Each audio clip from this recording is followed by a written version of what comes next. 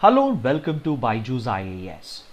Let's take up the analysis of today's The Hindu newspaper. The Supreme Court has recognized the right of the former royal family of Travancore to manage the property of the chief deity at the historic Padmanabha Swami temple that is located in Thiruvananthapuram. Through this ruling, the Supreme Court has recognized that the former royal family continues to enjoy the right of Shabayatship over the properties of the chief deity. Shabayatship means the right to manage or the right to administer, and the Supreme Court has ruled that the former royal family has the right to manage and administer the properties of the chief deity. The legal battle surrounding the ownership and administration of the historic Padmanabha Swami temple has been a long pending case of nearly 2 decades, which has constitutional implications.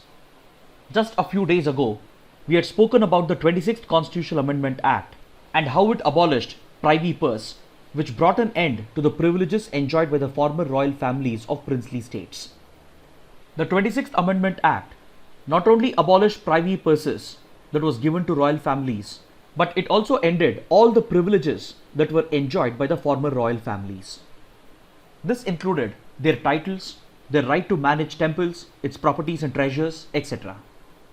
This historic constitutional amendment brought a complete end to monarchy in India and also to the privileges that came along with it.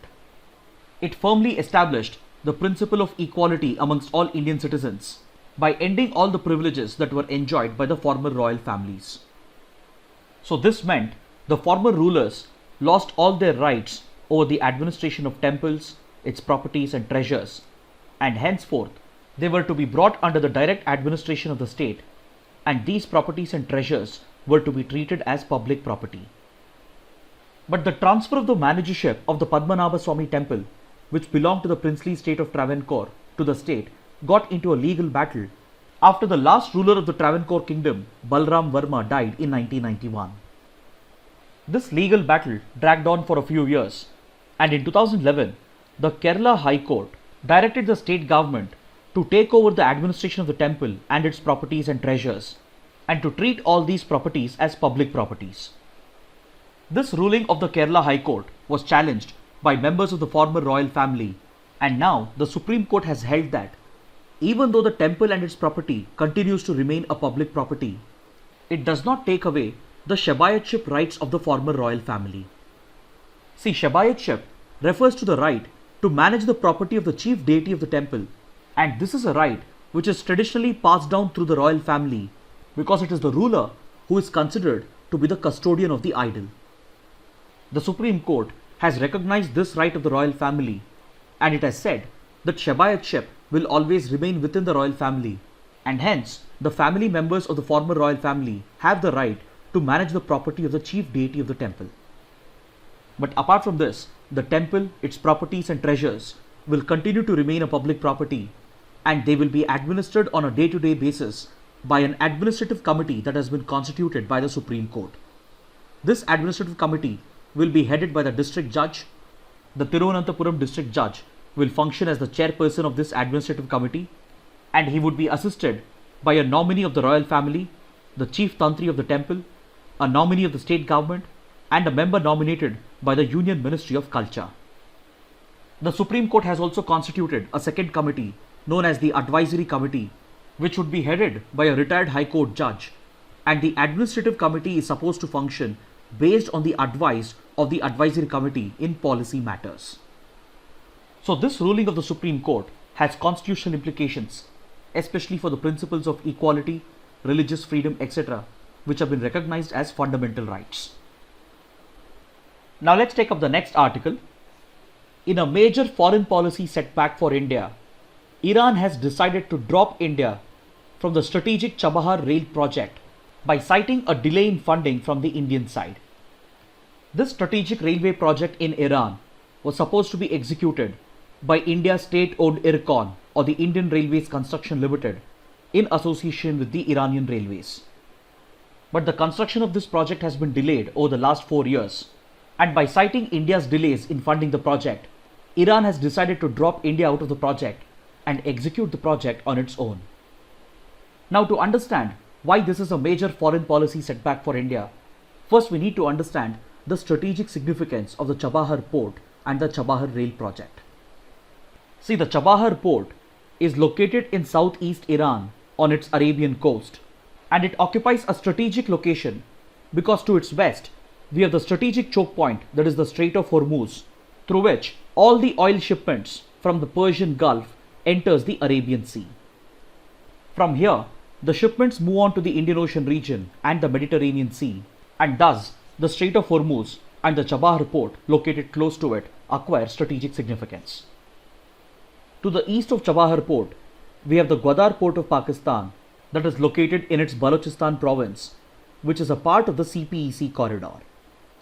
But these are not the only reasons why India sees the Chabahar port to be of strategic significance. Because upon these factors, India desires to establish close connectivity with Afghanistan and Central Asian countries. And having access to the Chabahar port is very critical for India in order to access these countries. See, India enjoys very close political and strategic relations with Afghanistan and as well as with all the Central Asian countries. And I hope you are aware that these countries are very rich in natural resources, including oil and natural gas, hydropower, valuable metals, etc.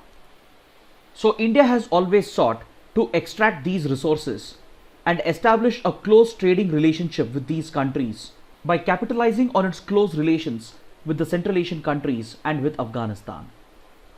But the roadblock for India's ambitions is the lack of connectivity between India and Afghanistan and between India and the Central Asian countries. This is because India shares no land border with any of the Central Asian countries, and with Afghanistan, even though we claim to share a small 100-kilometer border that is located over here, on the ground it doesn't belong to India because it has become a part of Pakistan occupied Kashmir. So basically, there is no question of India establishing direct connectivity either with Afghanistan or with any of the Central Asian countries. The only land route through which India can connect with these countries passes unfortunately through Pakistan. But any such land transit corridor that connects India with Afghanistan and Central Asian countries that passes through Pakistan is simply not feasible because either Pakistan would not permit such land-based transit connectivity with India in the first place, or even if it permits, such a land corridor would be highly vulnerable due to constant political instability, extremism and terrorism in Pakistan. So essentially, the constant tensions between India and Pakistan is the reason why India cannot hope to establish land-based connectivity with Afghanistan and the Central Asian countries. So in order to bypass this handicap posed by Pakistan, India came up with a grand and ambitious plan to connect with Afghanistan and the Central Asian countries via Iran. As a part of this strategy, India has long pursued the development of the strategic Chabahar port and a railway line and a road project that subsequently connects the Chabahar port with Afghanistan. Because this would allow India to establish maritime connectivity with the Chabahar port through the Arabian Sea and then further transfer goods and products through the land route and travels all the way up to Zahedan, which is an Iranian border town located along its borders with Afghanistan. From here, the road and rail corridor will connect with Afghanistan's border town Zaranj, which is already a part of the Zaranj-Delaram highway that has already been constructed by India. So from here, India was hoping to extend this connectivity to all the Central Asian countries as well in the future. So by capitalizing on India's close and strategic relations with Iran and Afghanistan, India has pursued this project, that is the development of the Chabahar port and the construction of the Chabahar rail project with great interest over the years, and it has already invested millions of dollars in the development of the Chabahar port. In fact, in 2016, these three countries signed a trilateral agreement to develop the strategic Chabahar port and the Chabahar rail project.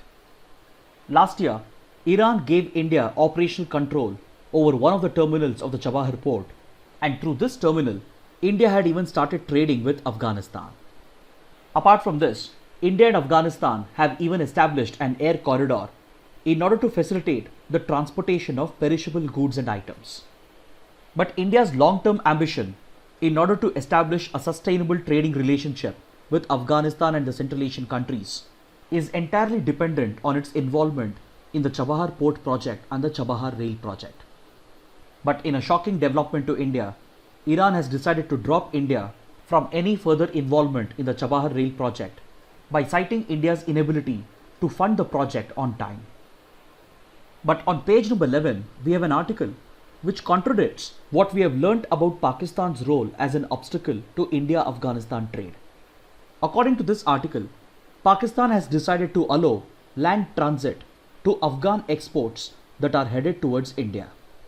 Pakistan has decided to allow Afghanistan to take its exports that are headed towards India via Pakistani territory by making use of the integrated checkpost that India and Pakistan have established at the Wagah-Atari border.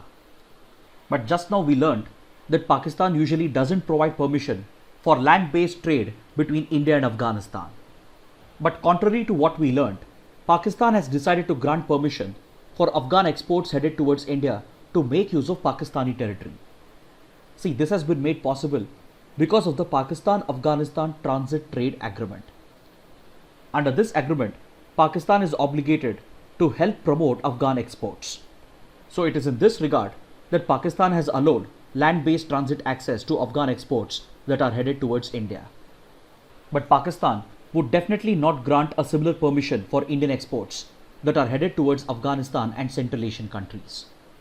Even in the rare case that Pakistan grants such permission to Indian exports, this trading route would be highly volatile and vulnerable to frequent tensions between India and Pakistan. Because whenever there is a terror attack, or whenever there is a sudden increase in border tensions, or whenever the Kashmir issue flares up, Pakistan could easily use this trading route and this land transit access as a leverage against India. Pakistan can decide to shut down the trading route for Indian exports whenever it desires, and this makes transit access via Pakistan unviable for India's connectivity with Afghanistan and Central Asia. In fact, this was one of the reasons why India decided to back out from the proposed Iran-Pakistan-India gas pipeline. Of course, India backed out of this project under the pressure of American sanctions, but the unviability and the vulnerability of the route was also one of the reasons why India backed out from the proposed IPI gas pipeline. So in this case, Pakistan might have granted permission for Afghan exports headed towards India to make use of Pakistani territory, but a similar permission would not be granted for Indian exports. Even if granted, the route is not viable because of its vulnerability to India-Pakistan tensions and as well as due to the threat of terror attacks that such a route might face from Pakistan-based terror outfits. So all these factors had pushed India to rely upon Iran for establishing connectivity with Afghanistan and Central Asia by developing the Chabahar port and the Chabahar rail project. But in a sudden decision, Iran has decided to drop India out of the Chabahar rail project, and this decision could be related to the ongoing geopolitics involving the United States, Iran, India and China. See, we all know that Iran has been placed under economic sanctions by the United States, which is essentially looking to cripple Iran's nuclear weapons program. So through these sanctions, the United States is looking to squeeze the key sectors of the Iranian economy, that is oil and energy. Iran not only has very large oil reserves, but until recently, it was also one of the top oil suppliers to the world. Both India and China, which are heavily dependent on oil imports, have been the top recipients of Iranian oil. So until a few years ago, both India and Iran not only shared a close trading relationship, but they also shared a strategic relationship. It was well known that India and Iran were coordinating with each other in order to stabilize Afghanistan, because continued instability in Afghanistan and extremism inside Afghanistan was a threat to the national interests of both the countries. But this close economic and strategic relationship between India and Iran has of late come under severe pressure due to American sanctions. When the first set of sanctions were imposed by the United States, India managed to bypass these American sanctions by working out an alternative payment system for Iranian oil. So this pleased the Iranian government about India's conviction to protect the economic relationship, especially oil imports, from the threat of American sanctions. But since India also had close economic and strategic relations with the United States, and in order to please the United States as well, India decided to back out from the IPI gas pipeline project. So basically, India was trying to strike a balance between the interests of the United States and Iran, and it was trying to protect its own national interests, especially its energy security. In return, India was rewarded by Iran by allowing greater Indian involvement in the development of the Chabahar port and as well as the Chabahar rail project. But these first set of sanctions were lifted after the Iran nuclear deal or the Joint Comprehensive Plan of Action was signed, and this brought a great sense of relief to India. But recently, Donald Trump decided to walk out of the Iranian nuclear deal, that is the Joint Comprehensive Plan of Action, and he decided to reimpose sanctions against Iran. Since then, the Trump administration has been exerting pressure on all the countries that import oil from Iran, including India, to zero out their oil imports. This time around, India has succumbed to this American pressure, and it has not only reduced oil imports from Iran, but it has almost zeroed out oil imports from Iran. So until recently, Iran, which was a top supplier of crude oil to India, has been cut off from exporting to India as a result of American sanctions. The fear of American sanctions also pushed India to slow down its funding and as well as its construction activities with regard to the Chabahar port and the railway line. But later, India managed to exert pressure on the United States, and it managed to gain a one-time exemption for the Chabahar port project, and hence Indian investments and Indian involvement in the port and the railway line project have been exempted from the threat of American sanctions. But despite this exemption, India has failed to execute the project on time due to technical and logistical delays on the part of India. So in the eyes of Iran, India has succumbed to the fear of American sanctions, and not only has it failed to protect the trading relationship, but it has also failed to deliver the committed projects on time. Along with this, Iran has seen India's growing closeness with the United States and Israel with a lot of suspicion, and all these factors have had a major impact on India's strategic relationship with Iran. This is the reason why, over the last 1.5 years, Iran has adopted an aggressive and hostile approach against India, especially at international platforms. At the United Nations and at the Organization of Islamic Conference, Iran has repeatedly brought up human rights violations by Indian security forces in Jammu and Kashmir. Iran also sided with Pakistan, Turkey and Malaysia while criticizing India's decisions related to Article 370. These factors have also pushed Iran closer to China, thus posing a major threat to India's national interests in the region. See this article on page number 11 in today's newspaper and this article on page number 14 in yesterday's newspaper possibly provides a reason as to why Iran has decided to drop India out of the Chabahar railway project. And this could have something to do with the increasing strategic closeness between Iran and China.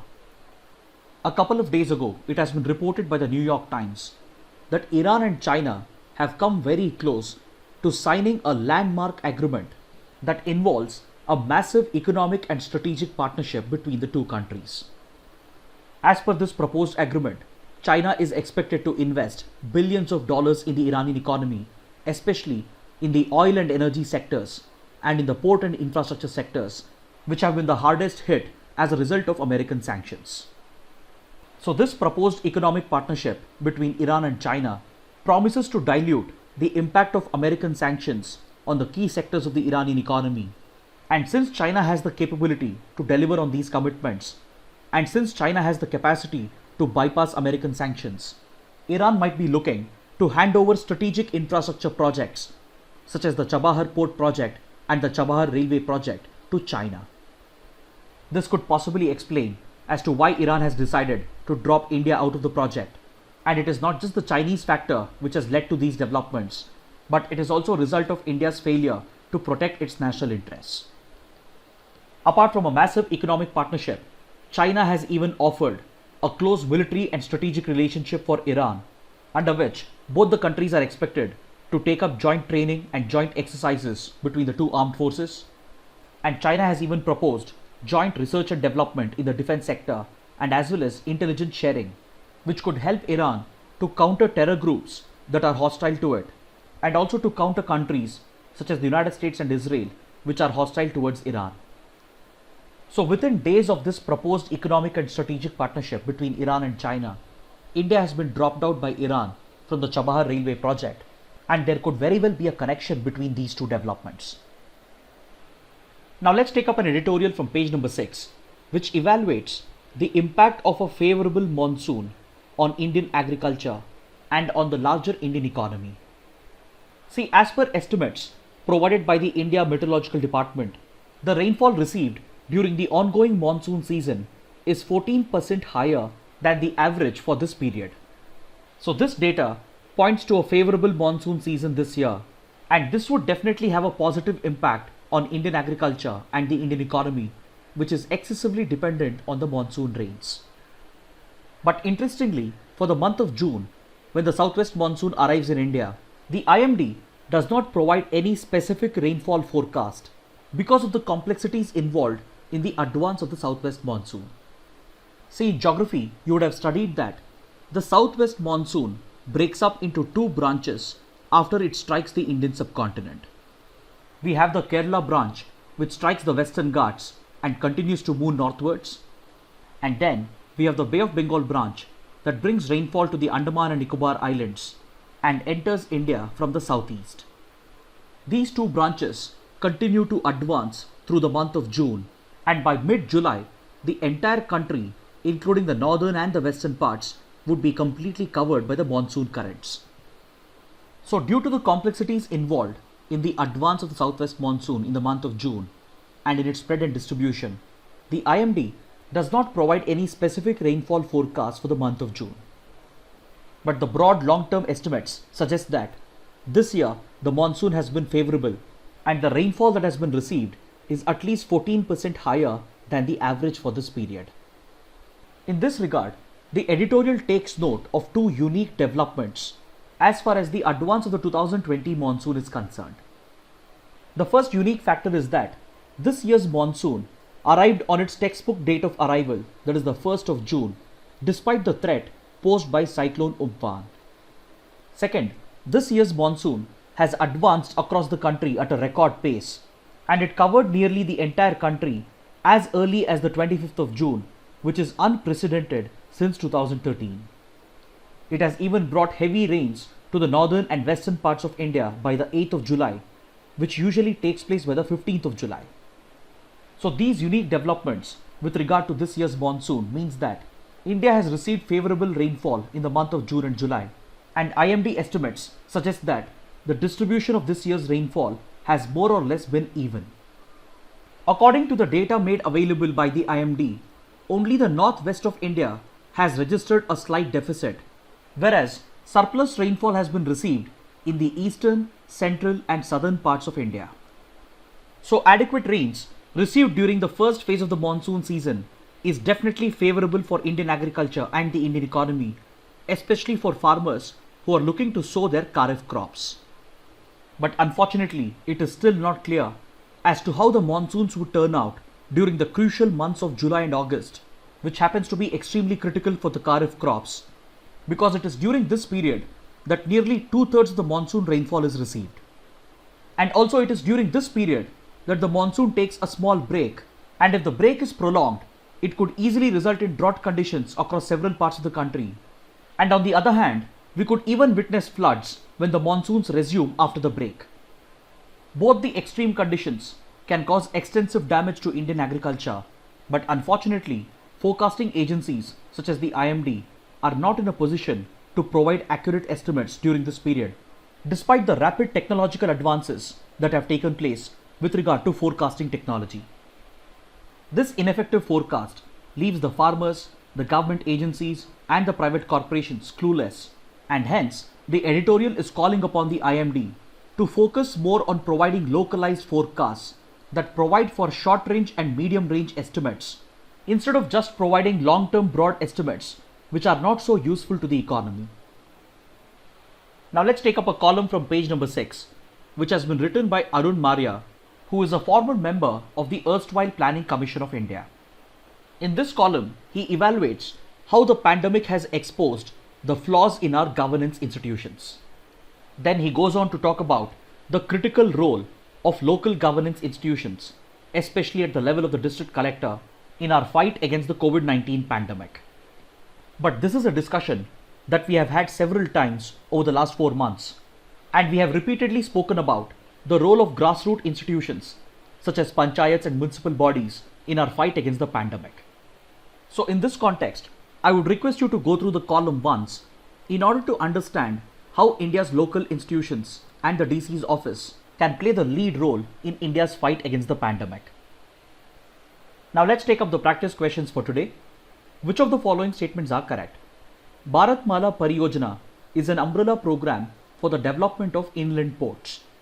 It seeks to optimize efficiency of freight and passenger movement across the country by bridging critical infrastructure gaps through effective interventions like the development of economic corridors, intercorridors, feeder routes, national corridor efficiency improvement, border and international connectivity roads, coastal and port connectivity roads, and greenfield expressways.